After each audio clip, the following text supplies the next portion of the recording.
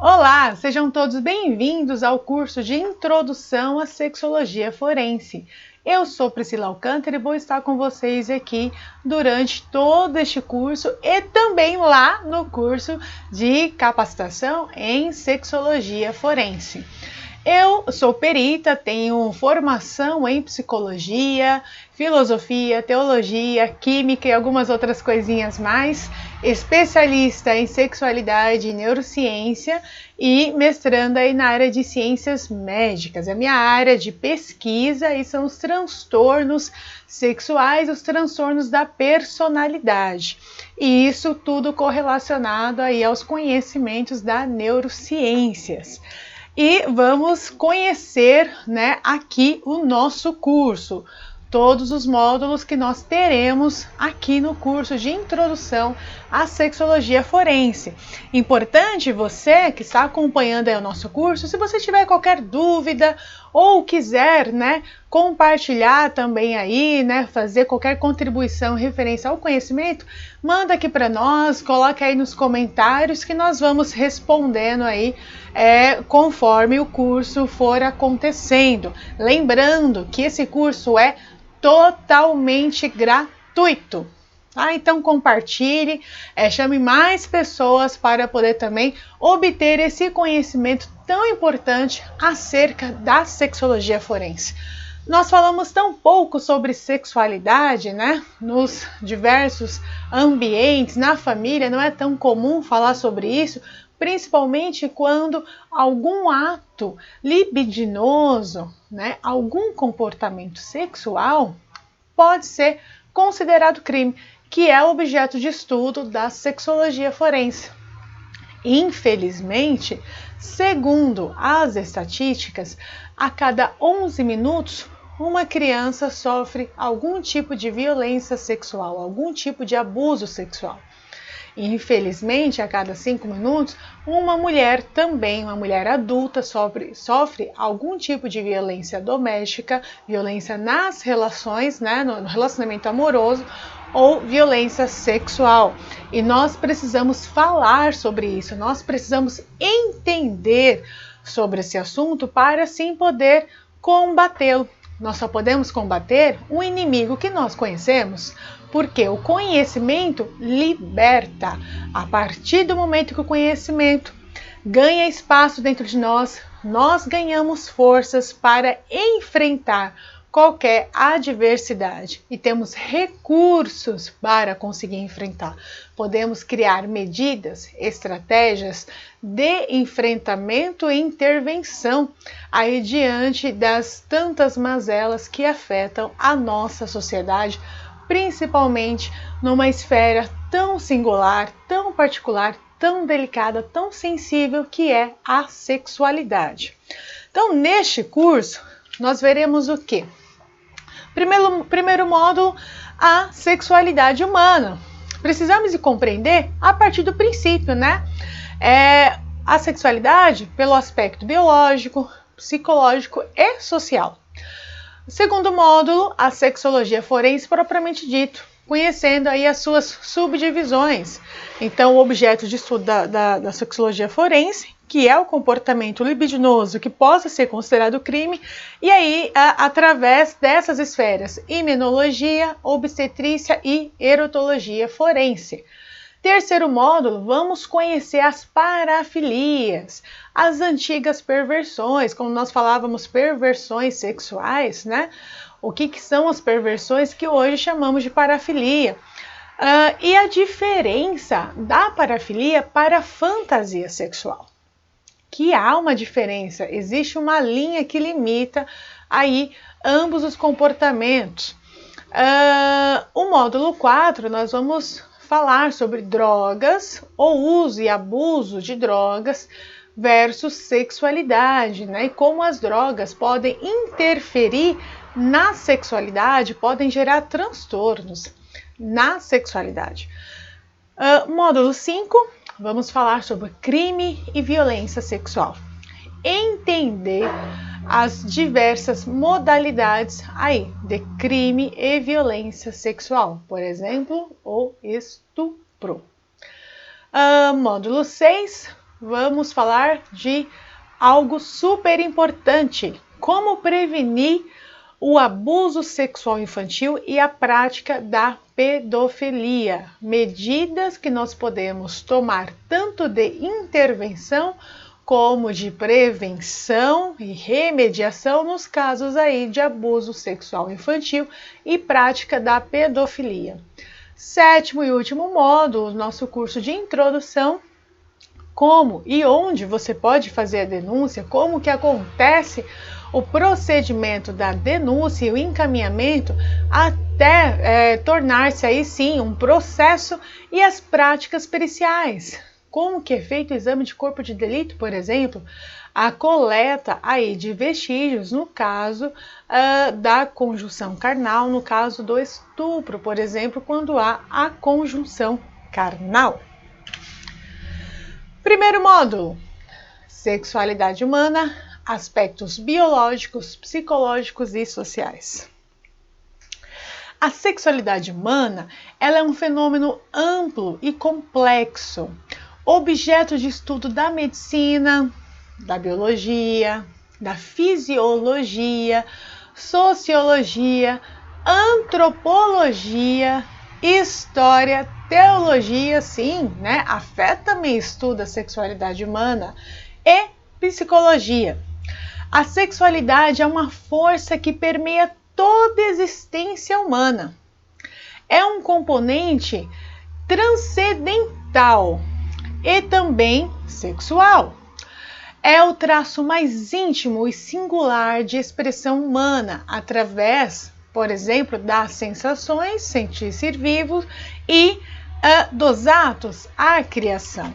Então, a sexualidade, ela é muito delicada, ela é muito sensível, ela dá a característica singular, ela que nos torna diferente dos demais. Sabe aquela característica da sua personalidade, quando as pessoas falam assim: nossa, mas você é tão impulsivo, você é tão alegre, extrovertido, tímido, reservado? São características da sua sexualidade. Sim, porque sexualidade, ela não é só o ato sexual em si. Ela é a nossa expressão, é o meio que nós nos expressamos no mundo. Alguns teóricos vão chamar de uma pulsão de vida, que é o que te movimenta, é uma espécie de energia que te leva para frente. Por exemplo, se você está aí, você que escolheu fazer esse curso de introdução à sexologia, foi lá, entrou no site da academia, você viu em algum lugar o anúncio, ou no Face, ou no Insta, ou algum amigo falou: vai ter um curso assim gratuito, vamos lá fazer. Você falou: legal, vou fazer. Essa motivação interna que te levou a vir atrás deste conhecimento é a sexualidade. A sexualidade, ela gera vida em diversos aspectos. O aspecto biológico, que aí ela acontece sim através do ato sexual, então é o sexo em si, a prática do ato sexual, mas também a vida no sentido aí psíquico, então tudo que você pensa de fazer para evoluir como sujeito, conhecimento de mundo, né? Ir além daquilo que você acredita que são suas possibilidades hoje, né? Quero fazer uma faculdade, concurso público, né? Aqueles que estão aí estudando para o concurso ano que vem, esperamos, né? Que finalmente todos saiam, vai faltar gente para tanta vaga, né? Nos concursos que não tiveram esse ano. Isso é a sexualidade, porque vai gerar vida para você. Quando gera vida para os outros, tudo que você faz que vai gerar um benefício para alguém. Quando você se envolve numa campanha social, por exemplo, época do inverno, a campanha do agasalho. Quando você recolhe lá um agasalho, você chega na sua casa, bem, eu tenho 2 casacos, eu posso doar um e ficar com um. Você está gerando vida para alguém. Campanha do Dia das Crianças, Natal está chegando agora, então muitas pessoas gostam de fazer ceia, né? Ajudar a fazer ceia para os mais pobres, os menos favorecidos, aí você vai lá, colabora, você tira um dia da sua vida para poder fazer aquela ceia, você está vivenciando a sua sexualidade. Quando você escolhe se casar, ou você escolhe seguir um caminho, né, que nós chamamos aí na teologia de vida religiosa, né, aqueles que querem ser padres, freiras religiosos, missionários, monges, monjas, né, são pessoas que também estão colocando a sua sexualidade em função de gerar vida para si e para o outro, para que o outro viva. Olha que lindo! E como que esse traço nos leva a ir além e nos leva de encontro com a outra pessoa. A sexualidade sadia, saudável, ela não invade o espaço do outro. Ela não invade. Guardem bem, tá? Esse conceito em relação a invadir a liberdade e respeitar a liberdade do outro, a dignidade. É a linha tênue entre o que é normal e o que é patológico no que se refere à sexualidade. Sexualidade normal e saudável não invade a liberdade do outro, não força o outro em nada, e nem a si mesmo, tá bem? Então vamos lá. Sexo. Porque dentro da sexualidade, nós precisamos entender aí as categorias que compõem a sexualidade. Uma delas é o sexo. O que é o sexo? Sexo é a parte biológica, minha gente. É o macho, a fêmea e o intersexo. Intersexo são as pessoas que nascem com características biológicas, tá? Aí se refere ao biológico, de ambos os sexos. Por exemplo, né? Os hermafroditas. Eles podem nascer com genitália feminina e masculina ao mesmo tempo. Ou a genitália externa é masculina e o órgão sexual, né, reprodutor externo é masculino e o interior é feminino. Então a pessoa nasceu com pênis, mas dentro do seu corpo ela tem ovários, útero. Então isso é o intersexo, tá bem? É definido por quem? Pelos cromossomos XX, que corresponde ao sexo feminino, que nós chamamos de mulher, tá? E ao XY, que corresponde ao sexo masculino, que na construção social nós chamamos de homem. E por características de órgãos reprodutivos internos e internos. Então, seres, pessoas do sexo feminino, cromossomos XX, ou seja, pessoas que têm o cromossomo XX, são pessoas do sexo feminino, vão ter, né, no estado saudável, vão ter órgãos reprodutivos femininos. Vão ter vagina, vulva, útero, trompas e ovários. Por quê? Os cromossomos XY e os cromossomos XX são cromossomos sexuais. É o que determina a nossa sexualidade. Então vai dar essa característica. Seres do cromossomo XY e que nós chamamos de homem, né, na construção social, vão ter órgãos reprodutores típicos do cromossomo XY, ou seja, pênis, testículo, né, escroto, ok? Então, esta é a compreensão aí do sexo. Um indivíduo intersexo pode nascer com características sexuais de macho e fêmea, como eu dei o exemplo do hermafrodita, por exemplo, que nasce com as duas características. Para nós sabermos, né, quando nós temos aí um indivíduo que nasce com as duas características, é importante fazer, né, um exame aí para identificar qual é o cromossomos desse sujeito, para assim ser tomada a medida terapêutica indicada aí para cada caso. Gênero. Gênero é outra categoria que existe dentro da sexualidade. E o que é o gênero, minha gente? Gênero nada mais é do que uma construção social entre masculino e feminino. Entre aquilo que a sociedade entendeu como é masculino e que a sociedade entendeu do que é feminino. Ao longo da história, a sociedade relacionou e categorizou práticas e costumes típicas de um indivíduo que nasce com um aparelho genital ou outro. Importante nisso tudo, tá? Quando nós buscamos ter algum conhecimento, antes de tudo, nós precisamos tirar, né, a nossa tendência, a gente precisa colocar um pouquinho de lado a nossa tendência de querer entender as coisas segundo a nossa ótica. A gente tem que olhar para o conhecimento em si, ele puro, né? Sempre falo para os meus alunos, ó, um cientista é aquele que olha através das vias da ciência, não que vai colocar a si, né, tudo aquilo que traz de si sua visão de mundo ali para justificar uma verdade ou outra, mas sim a ciência, construção pela ciência. Independente do que nós pensamos, se está certo ou errado, nós precisamos respeitar, olha, liberdade do outro, respeitar o que foi construído pela sociedade. E tudo que é construído pode ser modificado, então não é uma verdade absoluta. Por exemplo, durante toda a construção em relação ao que é gênero na sociedade, foi-se estipulado que o azul é uma cor típica para meninos. Fizeram uma divisão. O rosa para meninas.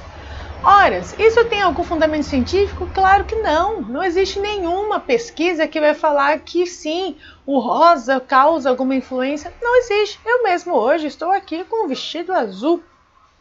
Azul jeans.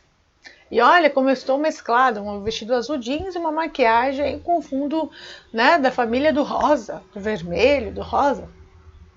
Então, não existe isso, não existe uma fundamentação científica para isso, mas é uma construção da sociedade e deve ser valorizada, porque tinha um lugar num período e que foi se estendendo, foram formas para ajudar com que as tribos se localizassem, seus membros se localizassem. Por exemplo, que meninos brincam de carrinho e bola, que meninas brincam de bonequinha, porque através do estímulo na infância já se preparava aquele sujeito para a vida futura. É uma questão toda aí de política também, né? E trabalho. Então, a menina já era talhada desde a infância para que ela pudesse tomar conta do ambiente doméstico, que ela pudesse cuidar do ambiente doméstico. E o menino já era talhado para que ele pudesse ir para as fábricas, né, ser mão de obra mesmo aí, de força, aí no processo aí da evolução, das revoluções também industriais que tivemos. Então foi um processo, tá? O que nós não podemos é impor nenhuma verdade da construção social. Há meninos que cuidam de casa muito melhor do que uma menina? Claro que sim, o oposto também, né?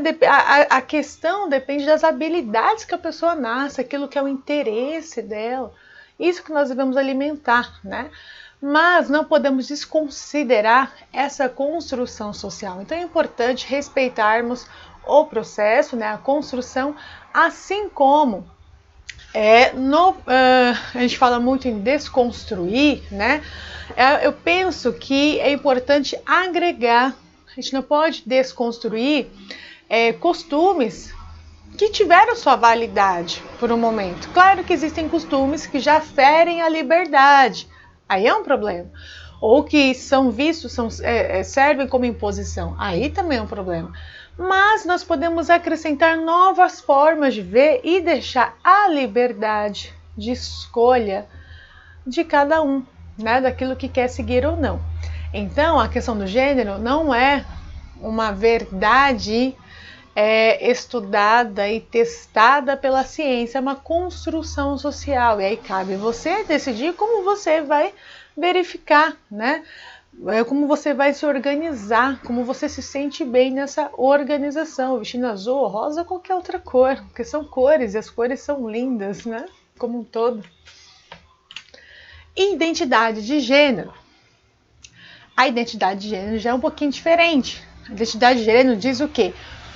Com qual gênero a pessoa se identifica? A identidade de gênero, ela faz uso da construção social. Por isso que nós não podemos desclassificar a construção social, porque ela tem o seu lugar de fala em tudo isso, né? Ela tem sua importância.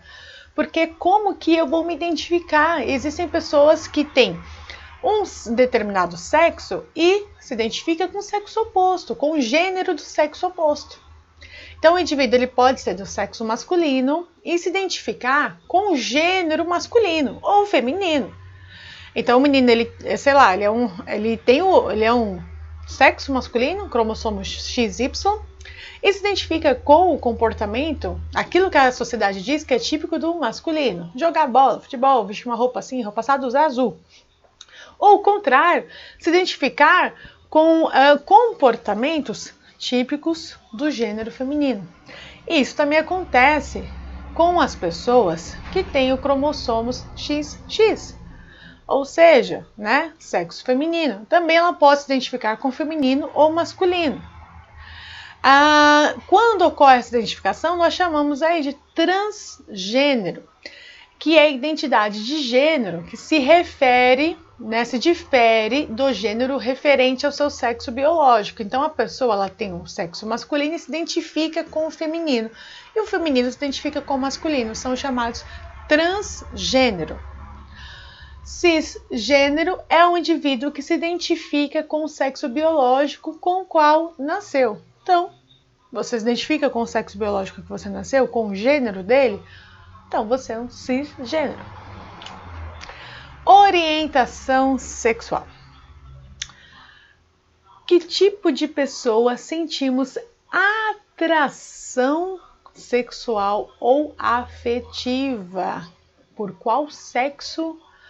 E aí também entra gênero, tem suas variações que também entra gênero, que sentimos atração sexual e afetiva. Nós temos aí, nessa categoria, a classificação heterossexual ou heteroafetivo, que é quando uma pessoa se sente atraída pelo sexo oposto, né, diferente ao seu. Homossexual ou homoafetiva, que é quando a atração acontece entre pessoas do mesmo sexo. Nesse grupo entram também as lésbicas, né, que é a atração sexual entre mulheres.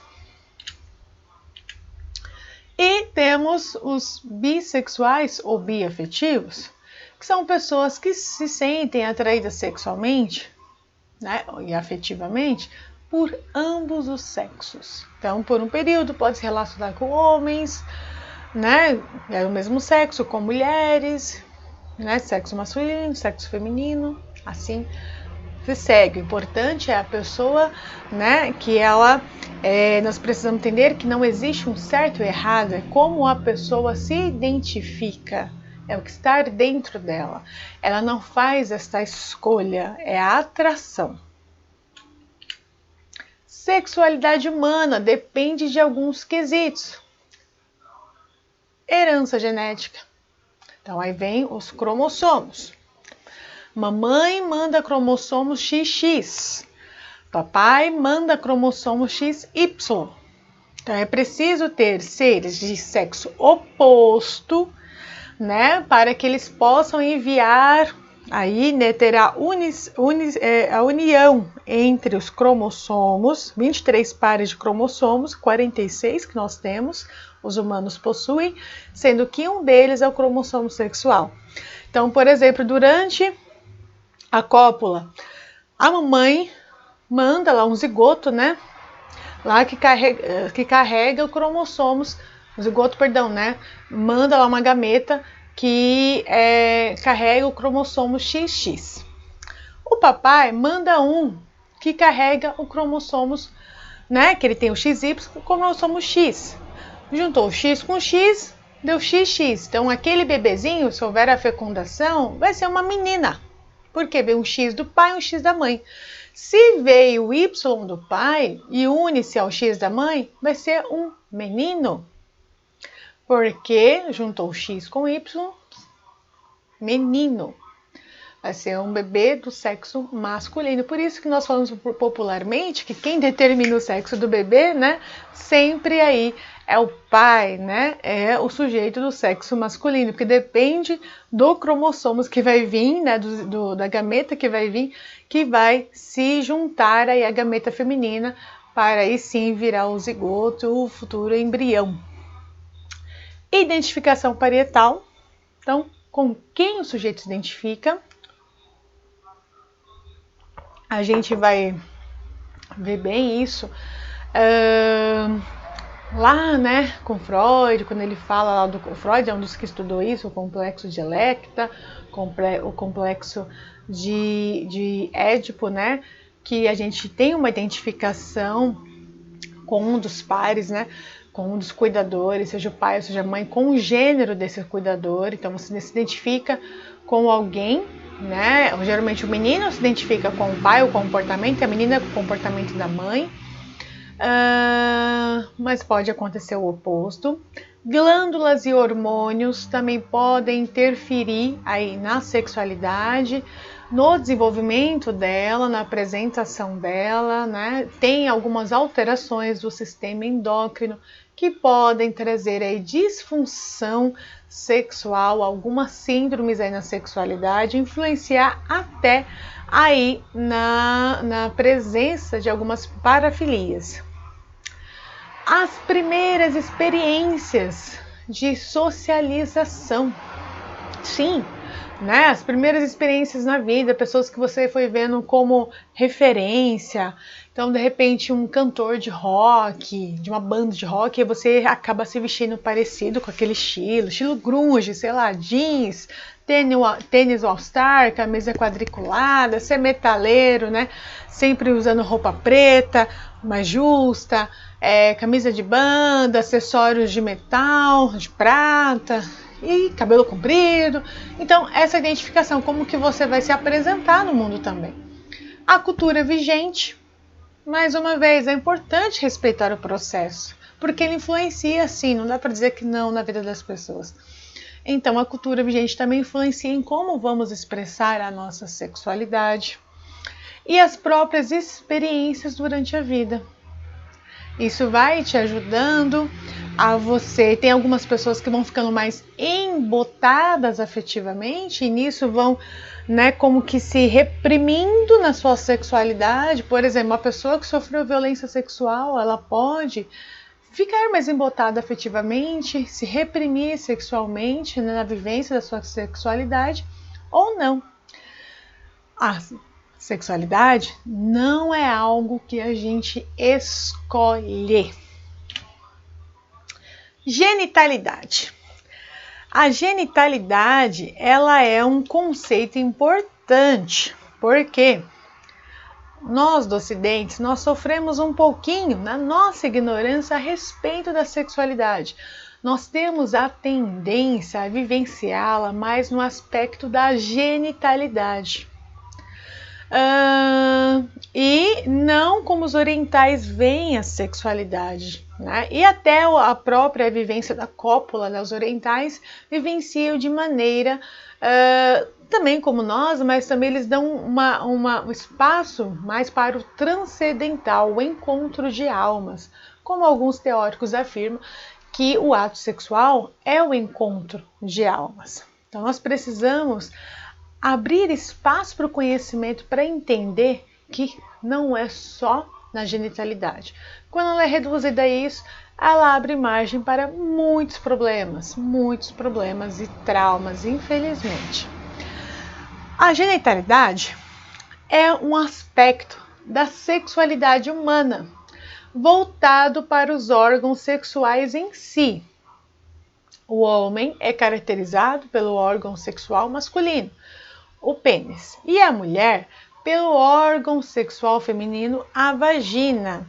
Vejam aí, né, que nós temos uma foto de Adão e Eva, né, que quando comeram lá o fruto, né, segundo a teologia, né, a Bíblia, comeram o fruto proibido, tiveram acesso ao conhecimento de si, perceberam a sua materialidade, perceberam a existência dos genitais.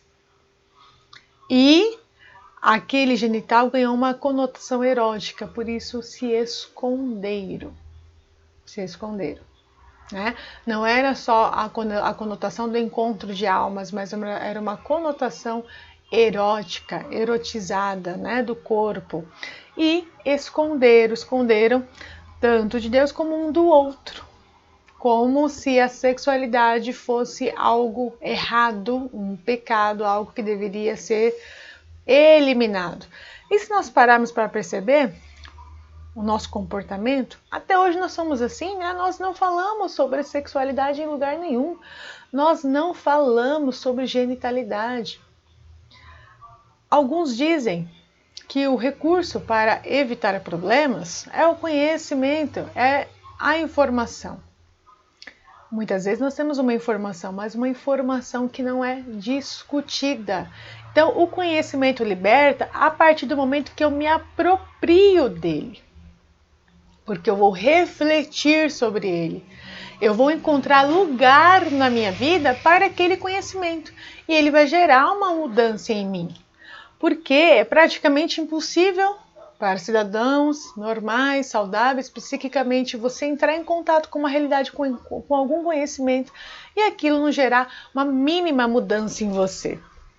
Então, é importante que a gente passe a discutir, né? Pegue o material da aula, coloque suas dúvidas aqui, vamos discutir, nós vamos aí nos encontrar, ter live e também o espaço do fórum aí para fazer a discussão ao vivo. Vamos falar sobre isso, é importante falar sobre sexualidade para tirar todas as dúvidas, tanto de todos os aspectos aí da sexualidade em si, como a genitalidade.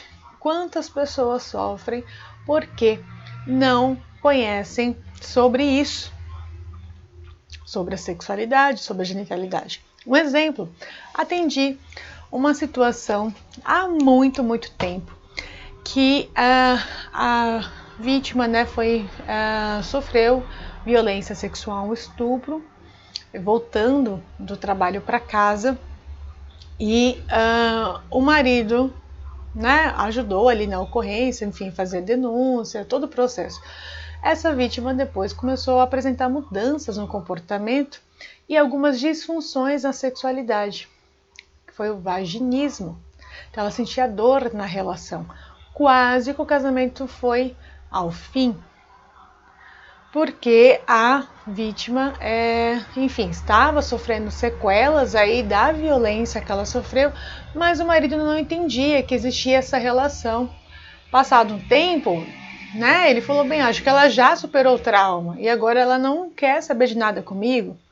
Então, quando a gente passa a estudar as alterações, nós vamos entender que não existe uma causa única, que cada pessoa tem seu tempo, que cada pessoa tem o seu momento para vivenciar a sexualidade ou a genitalidade, que existem crimes, né, sexuais que marcam. Na verdade, todo crime sexual ele marca a vida da gente para sempre.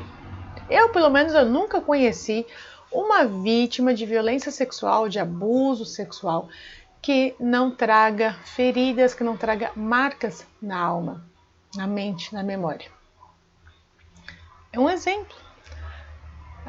Normalmente essas pessoas têm dificuldade para abraçar, não gostam de serem abraçadas, de serem tocadas, né?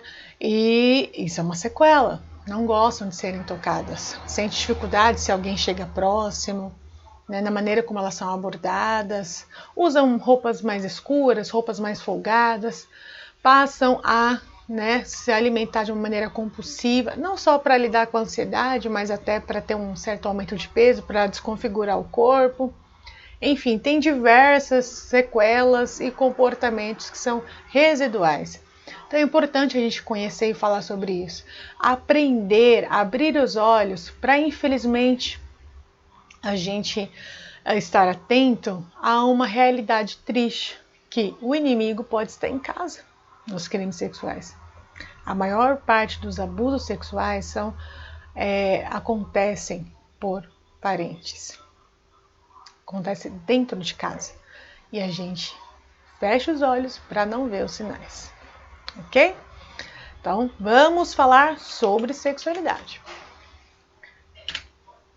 Biologicamente, esses órgãos são complementares, ou seja, o masculino complementa o feminino e o feminino complementa o masculino. Não é uma opção que a pessoa faz. A genitalidade é natural, ou seja, determinada na concepção. Lembra lá dos cromossomos? É isso aí. Passando por processos de maturação até o fim da vida. Então, os nossos genitais, eles vão amadurecendo, tá? Então, não é um processo que muitas vezes a menina, por ela já ter a menarca, né? Já amadureceu totalmente. Não, ele vai amadurecendo. E essa maturação, ela acompanha aí o desenvolvimento psicológico. Ela marca o fim da puberdade, né, no qual os órgãos sexuais completam o desenvolvimento nas porções externas e internas, e esse processo aí marca o início da fase adulta e a possibilidade biológica para a reprodução.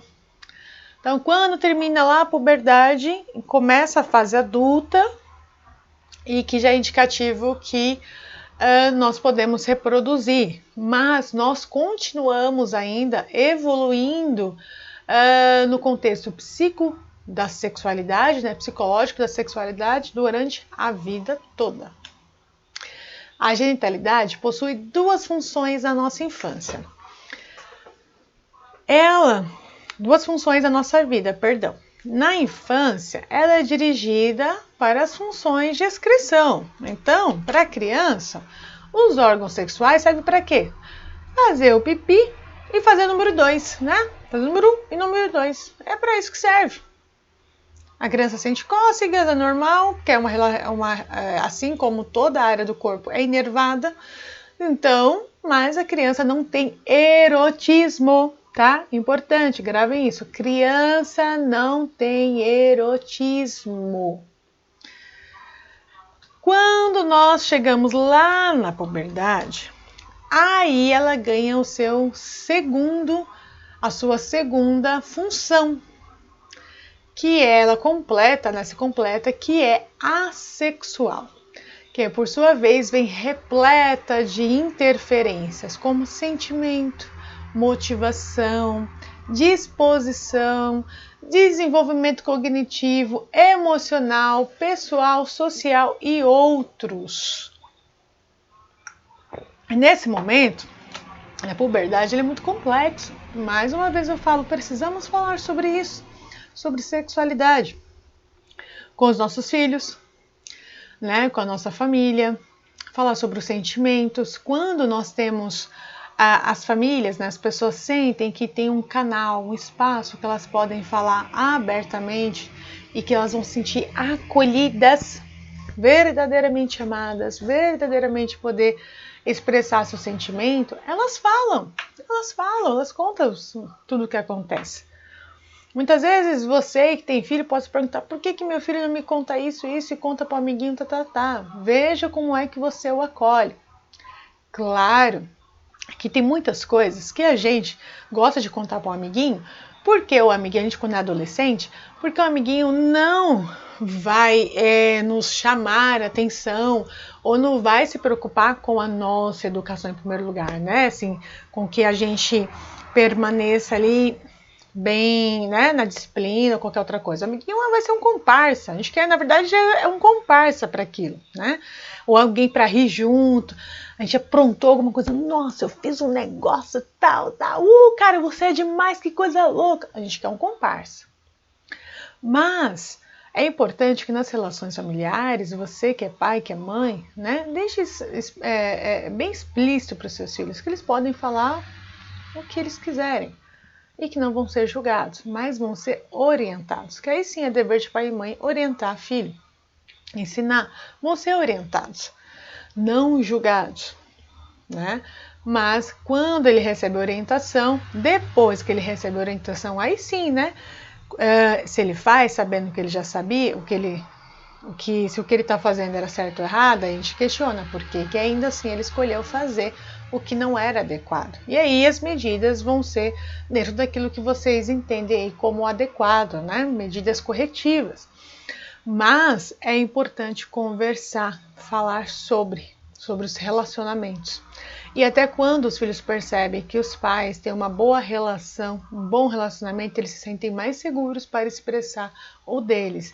Isso não significa que os pais precisam estar casados dentro da mesma casa, morarem na mesma casa. Mesmo filhos de pais separados, divorciados, quando sentem que esses pais se respeitam, né? Não deu certo o relacionamento, não tem problema, segue a vida, mas a gente se respeita porque somos pais aí de uma ou mais crianças, nós temos um projeto de vida juntos.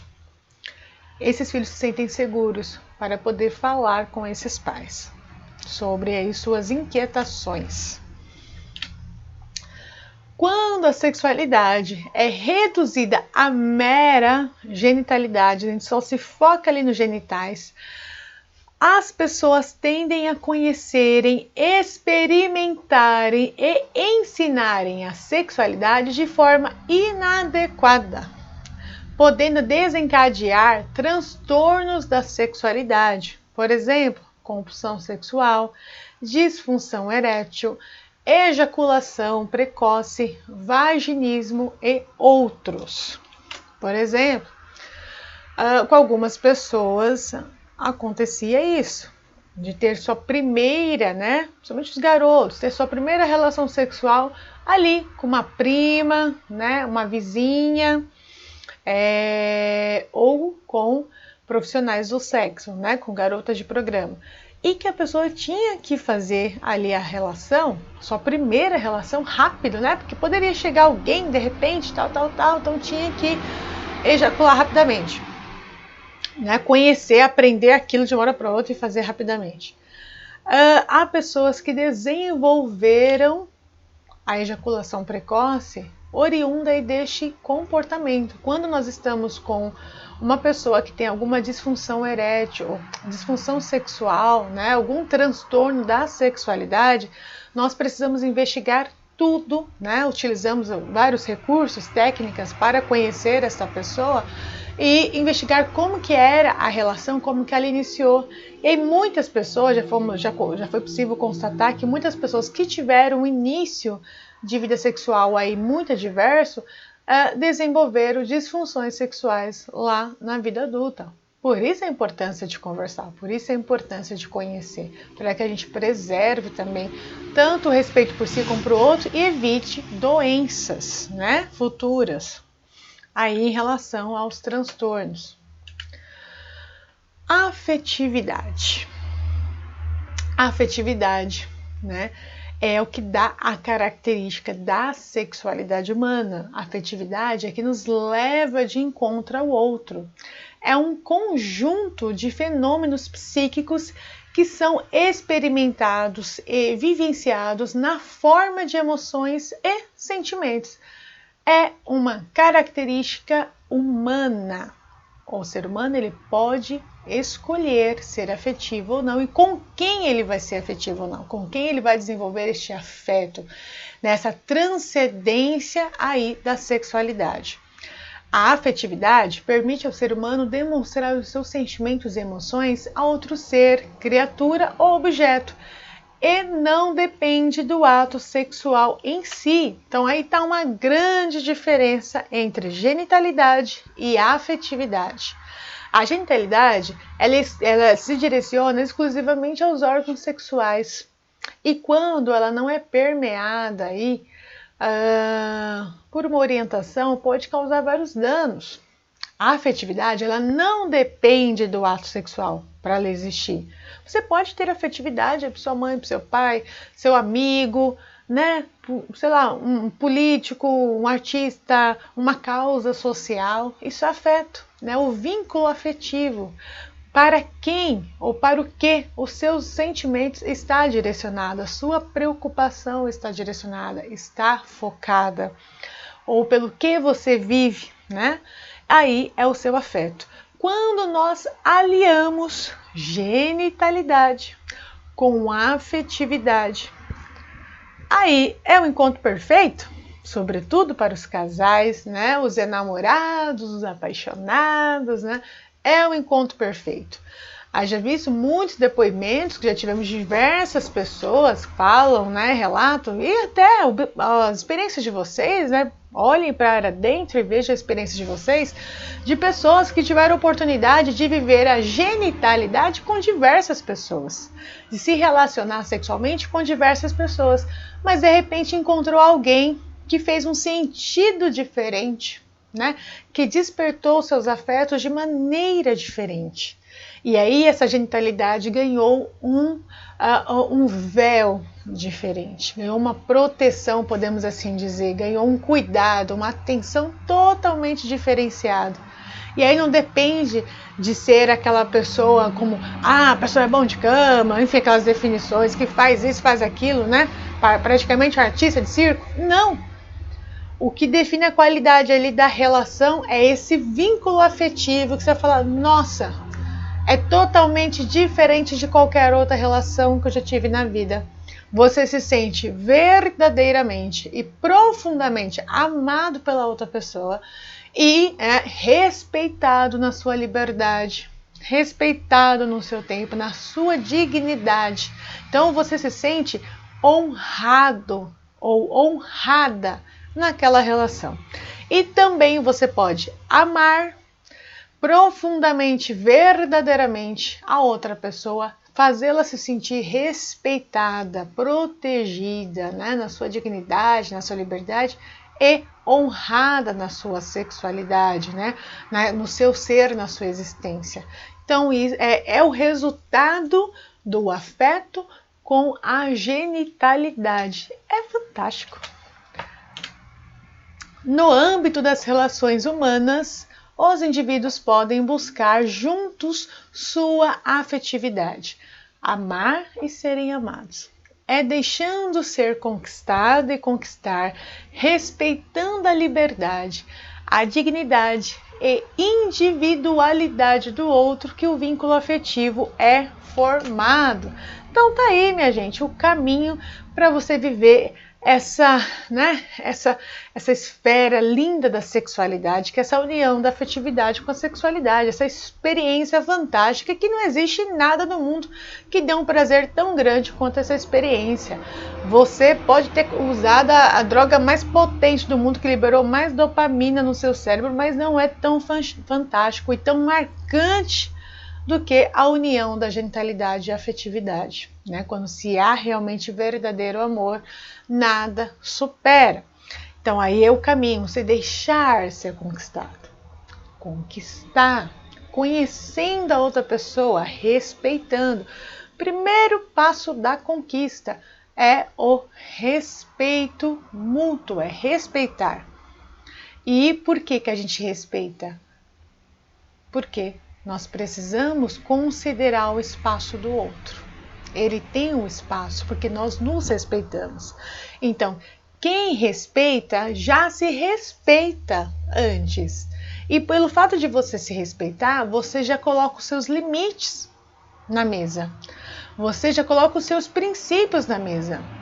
E aí é como se você falasse para a pessoa, esses são os meus princípios, eu sou assim, né? Assim, a minha vida, esse aqui que eu prezo. E aí você também respeita do outro, porque você sabe que tem e vice-versa, vira uma troca fantástica, fraterna, né? E aí, se permitindo conquistar, você vai se aproximando e vai admirando o outro, não tentando forçar uma mudança, né, impor que o outro seja do meu jeito, porque aí já tem características perversas da sexualidade, né, que é você querer controlar, já tem aí um viés de sadismo aí nessa sexualidade, quando você quer mudar demais a outra pessoa. Você querer contribuir para a evolução daquela pessoa dentro do que ela solicita, né, como seu apoio, sua parceria, ok, porque ela está dando espaço para você ter ali e você vai ter o espaço que ela der.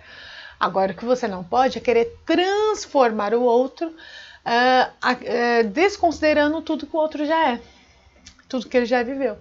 Aí já não é legal, já não está respeitando a liberdade, já não é uma sexualidade normal. Aí você já está entrando no campo das perversões. A sexualidade humana é muito além do ato sexual. É tudo que fazemos que nos leva a estabelecer relação com o outro é sexualidade. É uma ponte fraterna entre eu e o outro. O ato sexual saudável, o prazer, ocupa um lugar primordial. É consequência do ato, mobiliza glândulas e hormônios. Então, o ato sexual, sim, é o prazer, né? Sim, o prazer, na verdade, é o ponto máximo de qualquer ato sexual. Tudo que você faz, tanto o ato sexual em si, mas todo comportamento relacionado à sexualidade, o ponto máximo é gerar um prazer, gerar prazer para você, para os outros, felicidade, serotonina, dopamina, endorfina, né? Vai ser liberada aí no seu organismo. Isso é importante, não deve ser desconsiderado. E aí muitas glândulas se envolvem aí nesse processo, hormônios, que lá no curso de sexologia forense vocês vão entender bem lá quais são essas glândulas, todo esse sistema aí biológico, ok? Estimula e promove o encontro, a comunhão dos sentidos e percepções. Então é quando você se percebe vivo, percebe que o outro também está vivo e sente o que você sente.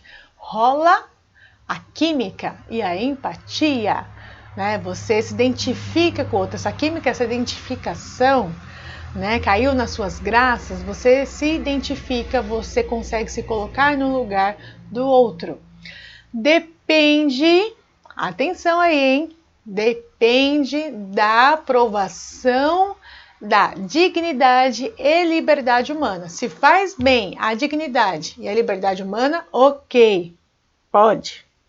Se não, não pode, não faz parte. Depende da consciência dos envolvidos. Tem consciência, tá ok, tá ali, legal. Não tem? Então não pode, não serve. Então, eu gostaria muito de agradecer, né, a cada um de vocês que esteve aqui comigo nesse primeiro módulo aí do curso de introdução à sexologia forense. Voltem lá no início, dê uma lida novamente, né? Mandem suas dúvidas aqui, ou né, suas inferências, seus comentários, vamos conversar, vamos trocar conhecimento, porque, minha gente, o conhecimento liberta.